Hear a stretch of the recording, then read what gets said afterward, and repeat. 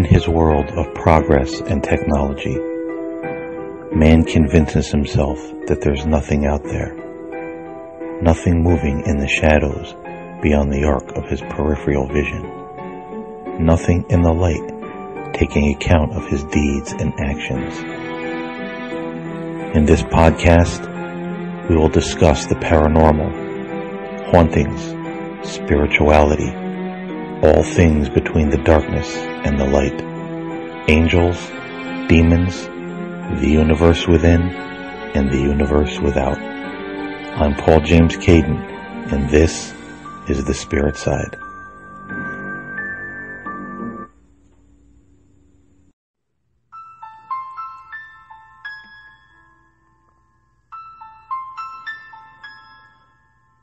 Are there fallen entities walking among us today? Something that may look like us, act like us, but it's not fully human.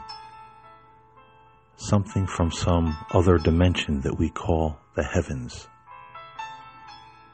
It is here for one reason, and one reason only: to lead mankind into utter destruction.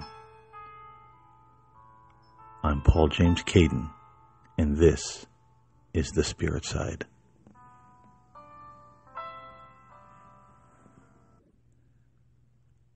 Hello everyone, and welcome to the podcast. We're kicking off Season 2 of The Spirit Side, and today we have a very interesting show for you. We're going to ask the question, are there fallen angels walking among us today? When it comes to this topic, most people are divided. Some say, no, we are the fallen angels. We are the ones who act with malice and evil and selfish intent. But others say, no, there literally is something out there. Something that may look human, but it's not fully human. They reach back into the book of Genesis, where it is said that the sons of God looked down and saw that the daughters of men were beautiful. And the sons of God took on bodies and had relations with women and took on many as wives as that they desired. And that these fallen sons of God had offspring with human women called the Nephilim, cannibalistic giants, who were twisted, evil, and even cannibalistic. But according to Elizabeth Clare Prophet, author and controversial spiritual leader, in her book, Fallen Angels, there's something more diabolical going on with these fallen entities than we know.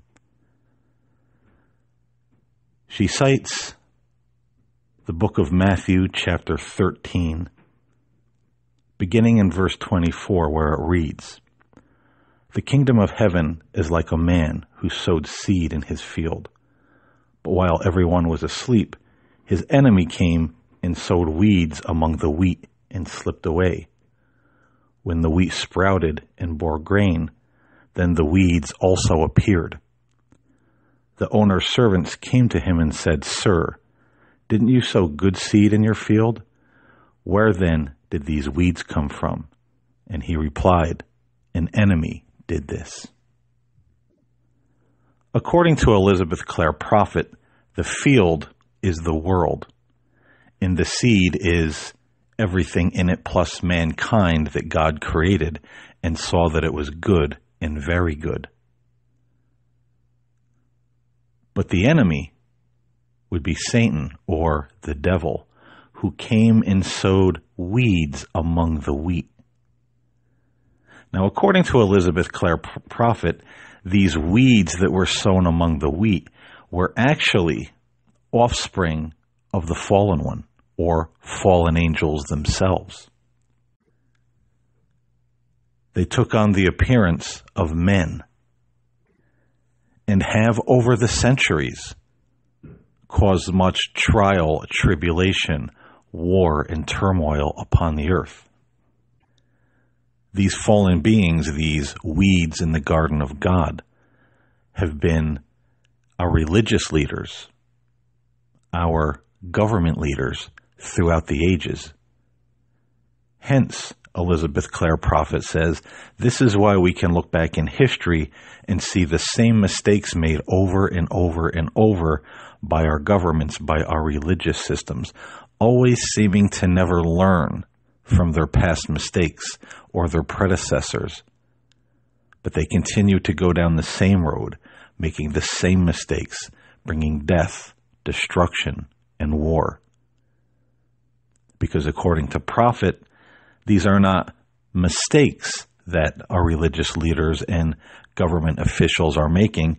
These are steps they are taking on purpose to lead mankind astray, to bring death and destruction to the earth and to humanity upon it. And this is why, even to this day, we can look at the world and say, why has there never been peace in the Middle East? Why is there so much war over things such as oil and resources? Why are government officials so greedy and corrupt? Why is a lot never enough? They want all of the resources, all of the money, and it almost seems like they have no conscience when it comes to obtaining these things.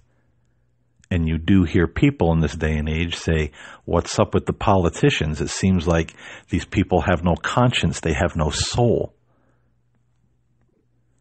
They'll do anything to further their own agenda, to line their own pockets. But when it comes to who dies or who is sacrificed to get those things or to bring to fulfillment that agenda, it doesn't seem to matter to them at all. According to Prophet, this is why we can look at our religious systems and see men and women being burned at the stake, tortured, inquisitions, or even so many priests and people who are supposed to be men of the cloth abusing children. Because according to Elizabeth Clare Prophet, these people are not fully human. They are from an ancient bloodline of fallen beings who have always been among us. Now, Elizabeth Clare Prophet is not the only one who has held this idea over the years. There are actually many who have postulated the same thing or heard about it and said, this makes sense to me, this theology makes sense. So there are many now who do believe that our leaders, whether government or religious, are from a very corrupt and evil bloodline. And now I'm not saying in this show that they are or they aren't, but the facts are quite interesting. If we look at the United States of America and many of the problems going on in our government here, what most people don't realize, and this can be verified on the internet, many of our presidents, in fact, all of our politicians, are related. They are cousins or distant cousins. Most people wouldn't know at all that Barack Obama was related to Hillary Clinton, who is related to George W. Bush, related to John F. Kennedy, and back it goes.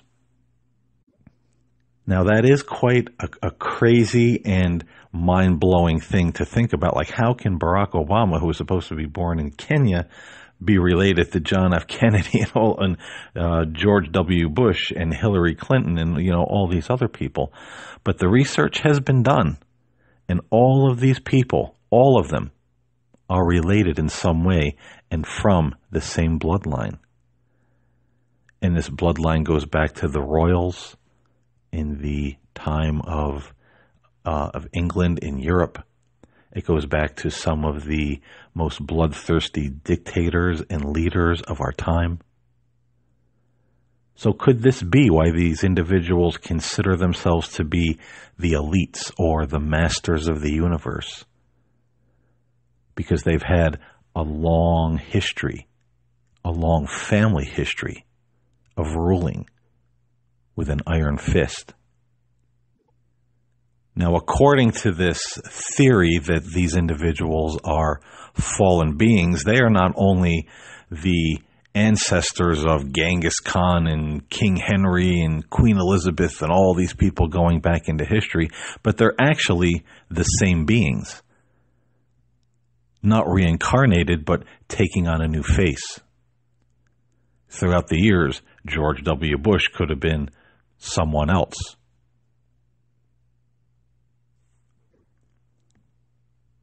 So it's not the children of these beings, it's the same beings with a different mask throughout history, taking us down the same road over and over and over again, just leading us to ultimate destruction.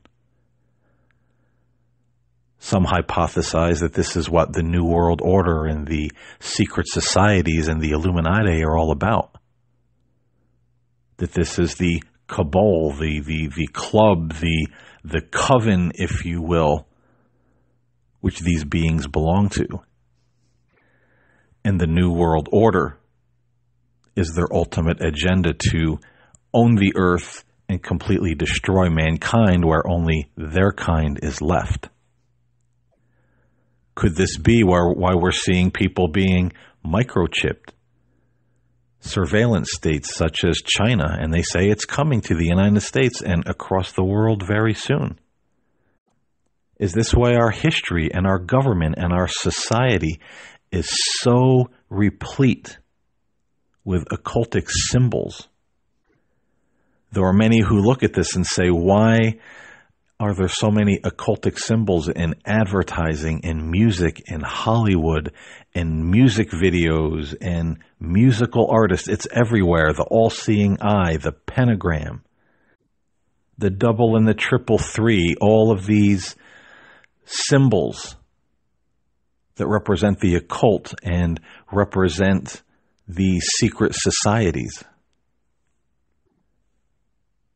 And some wonder and say, all these people are basically in a cult together, a brotherhood, a sisterhood. One hand washes the other.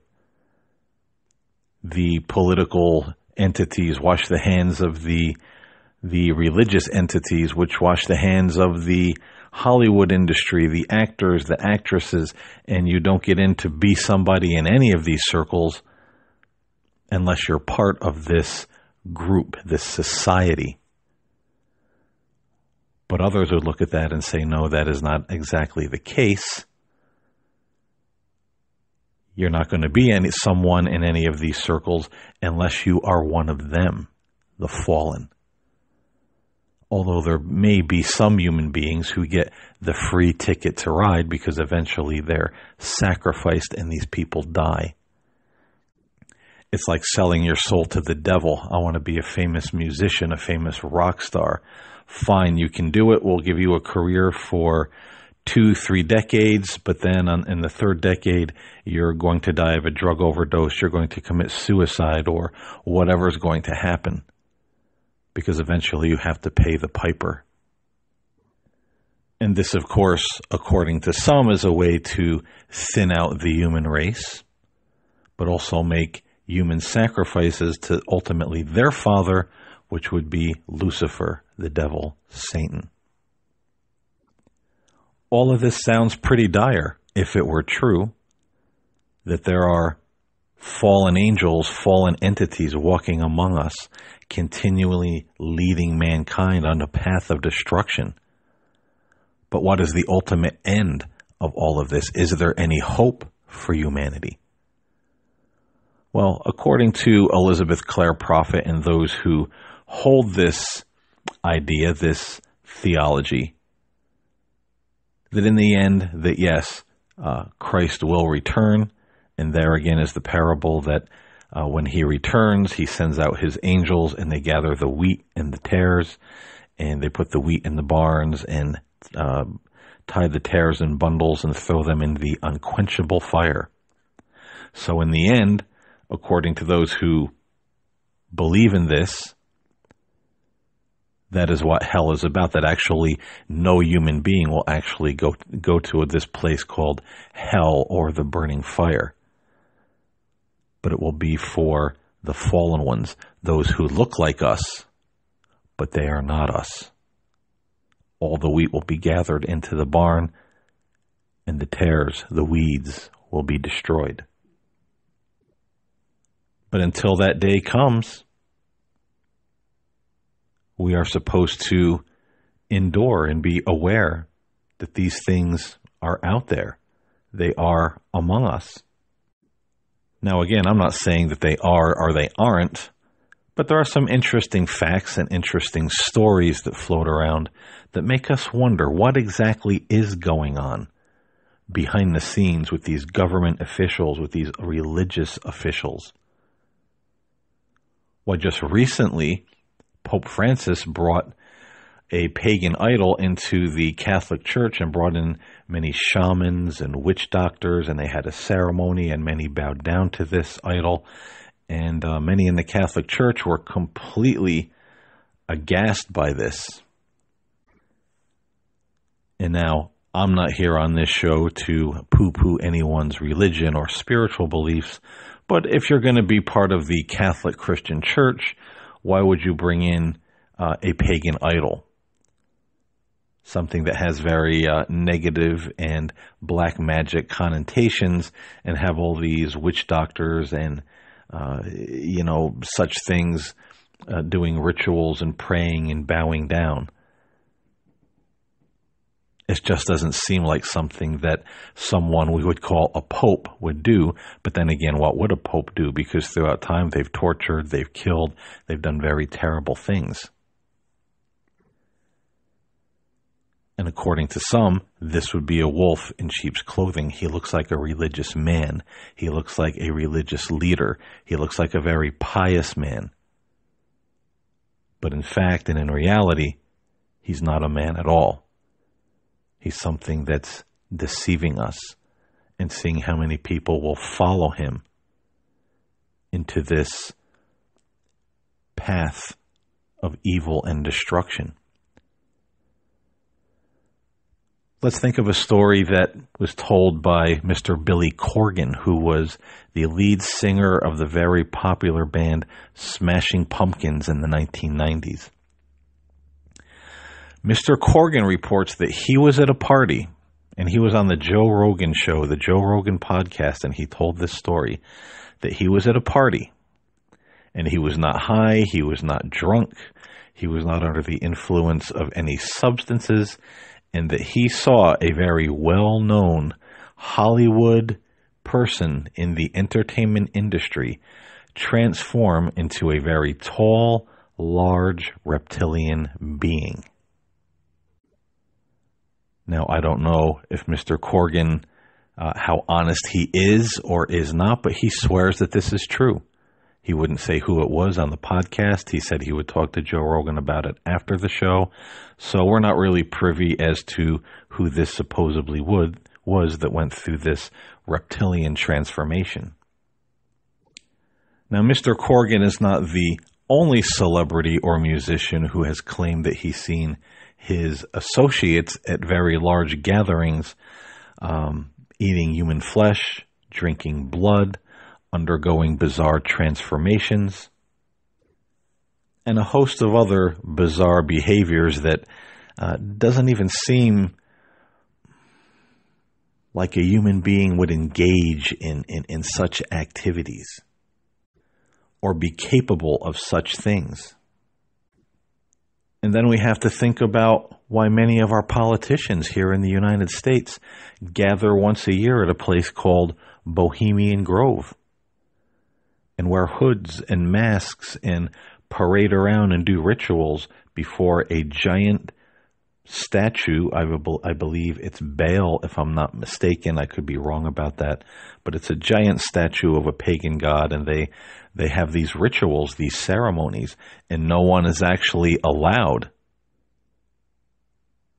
to be there to witness what goes on. No cameras are allowed. No one is allowed to record anything. It's very secret. It's very hush-hush.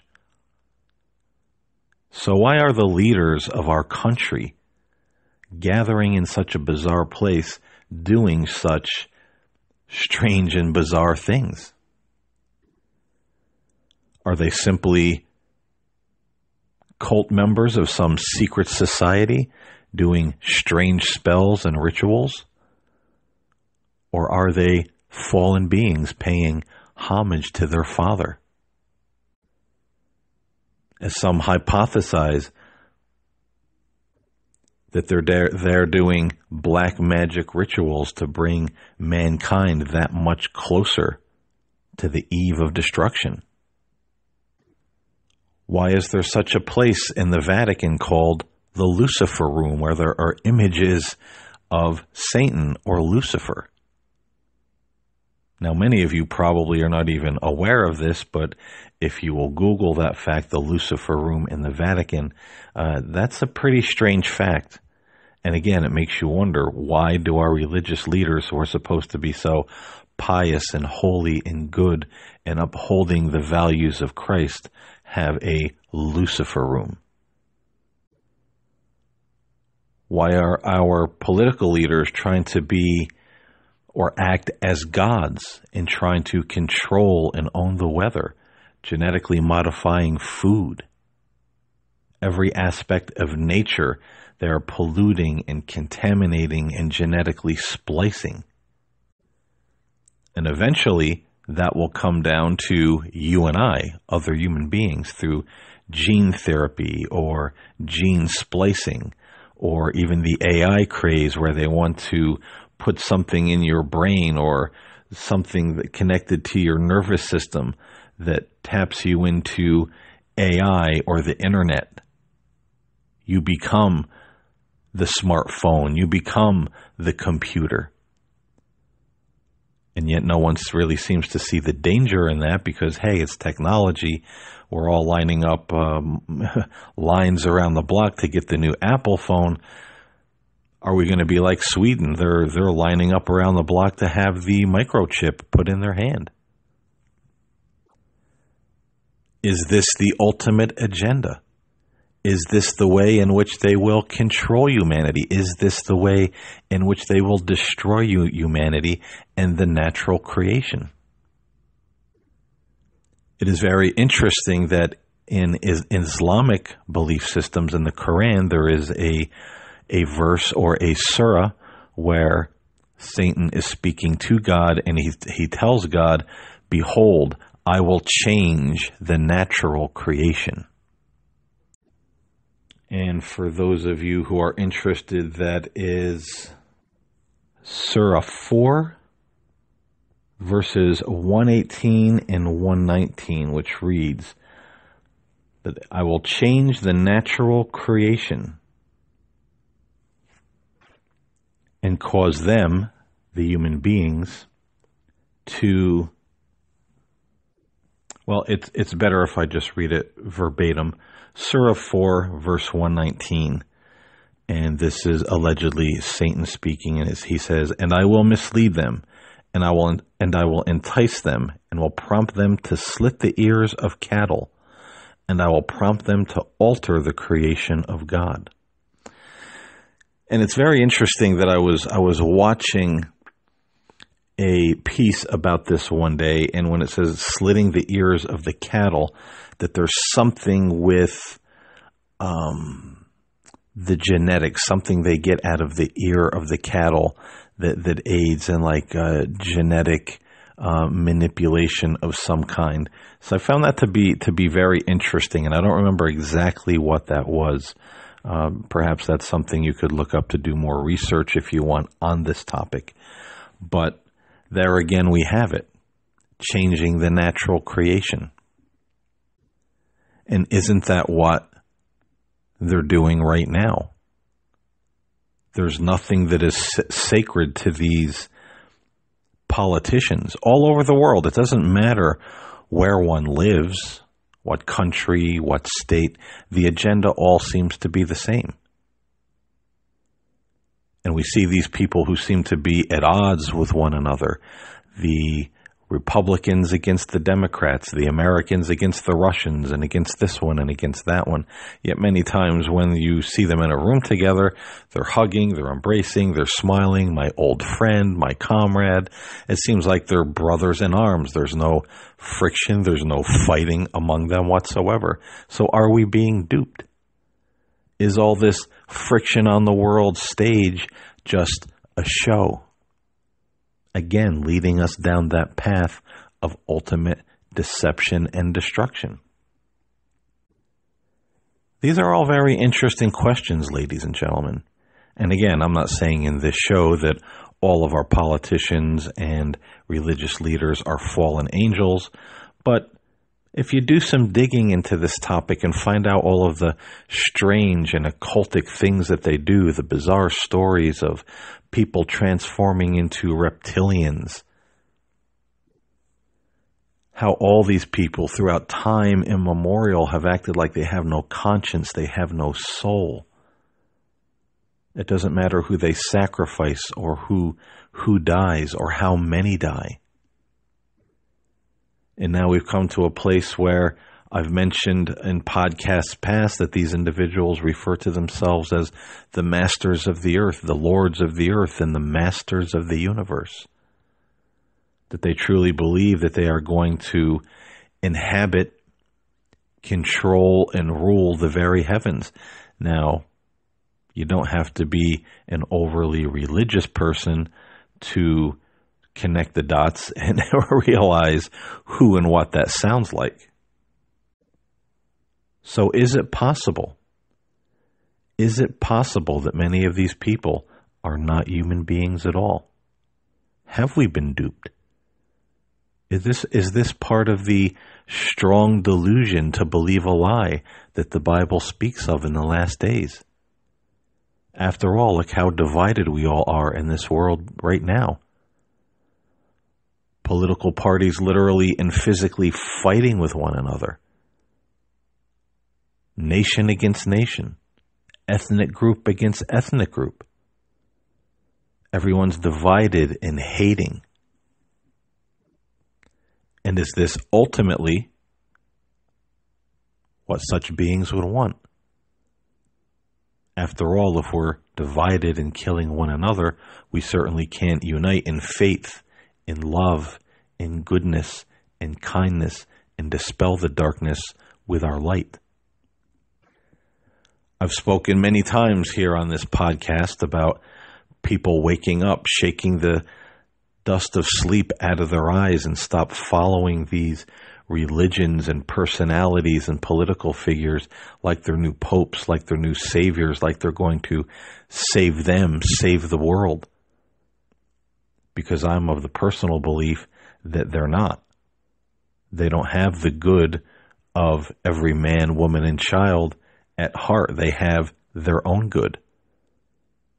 Now, whether they be fallen angels or just very wicked and twisted men who have no conscience, either way, I don't think these are individuals that we should be following or following after in such a devoted manner.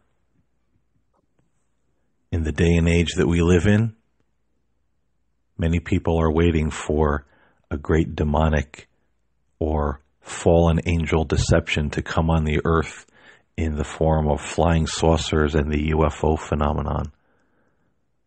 But I would ask, what if it's already here among us? What if it's in the White House? What if it's presidents, kings, queens, heads of state, popes, priests, and pastors? What if we're looking for some deceptive alien being to come from the stars? But it's been right here among us the whole time. I'm Paul James Caiden. I thank you for listening, and I'll see you next time here on the Spirit Side.